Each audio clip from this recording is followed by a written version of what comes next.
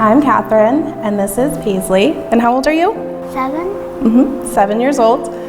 She's always been an amazingly energetic kid. She's been spunky. She loves playing with her siblings, doing sports. A really happy kid.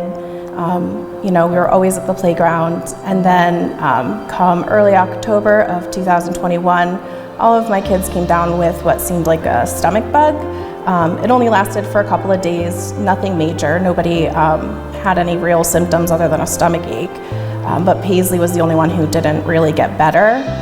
After a couple of days, I ended up bringing her to the pediatrician, who recommended sending her up to Yale Children's Hospital for some further testing. And that was the night that we ended up getting her first blood transfusions, and by the following morning we were told that she had been diagnosed with B-cell leukemia. So after that was really the start of her cancer journey. You don't really get a second to kind of take that diagnosis in. We were immediately inpatient for the following 35 days for induction, and that was really, really tough. Throughout most of her inpatient stays, she was never able to actually spend time with her siblings. She's still in treatment. Her treatment will last about 2.5 years. However, the first solid year, we spent about 267 days at the hospital receiving treatment. We had spent over 30 days inpatient when she was immediately diagnosed. Over the summer, we spent 45 days on inpatient isolation. And now that she's gotten farther through the chemo cycle, she's finally reached maintenance, which is great because when we started, we were doing 10 hours a day, 5 days a week at clinic for her chemo treatments. And now, because she's progressed, we're hopefully able to go down to once a month. What do you think about it? What was it like when we went there the first night? Horrible. I did not feel good. And A, I was very scared.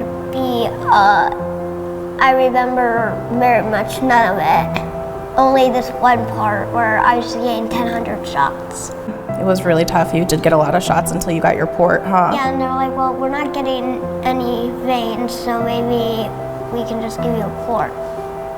Yeah, absolutely. I can tell you that no parent is ever prepared for a diagnosis like that. It's definitely not even something you would imagine in a worst case scenario. But after she was diagnosed, since we were immediately inpatient for so long, I had to switch to working remotely when I could, but it ended up being so exhausting between her treatment and trying to work on top of that. So I lost all income, all contact with the outside world, really. It's just been incredibly difficult. I do know when she was diagnosed, it was within about 2 weeks that I had to drop out of nursing school.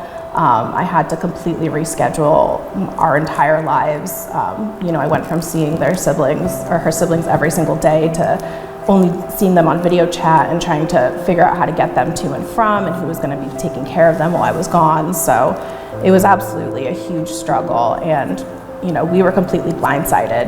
We had no extra savings put away. We had no backup plan if I had to be out of work for an extended period of time. So, we were definitely really, really struggling.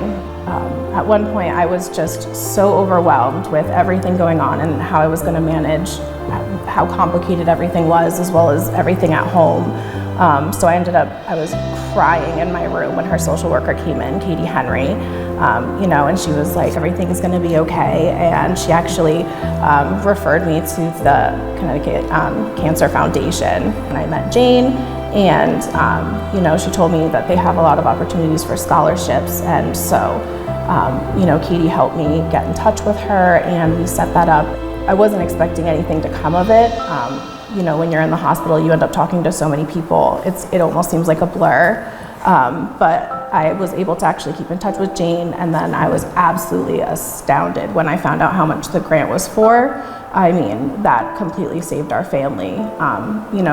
Without that, I don't even know what we would do. I'm still not able to work because I have to bring her so frequently to the hospital, especially unplanned. There would be no way for us to get by, even on a day-to-day basis. Absolutely. And I was able to go back to nursing school, right, now that you're feeling a little bit better. So, we've definitely been appreciating that. I mean, I couldn't imagine what we would do without the help of the Cancer Foundation. I mean, I personally would not have been able to make it through another 2 months without their help by the time I was able to talk to Jane. It's made such a huge difference, not only just in hospital bills, but there's, parking fees, there's, extra clothes that you need to get for chemo sensitivities. There's all sorts of extra costs that come along with it. Having the help to cover some of that has been such a lifesaver for our family, because instead of having to worry how we're going to, pay for food or pay for some extra supplies that our daughter needs, we don't have to make that choice. We can definitely make sure that Paisley has everything that she needs, and we can still be together as a family. If anybody out there is able to, please consider donating. This has been an absolute lifesaver for our family, and it's meant the world to us.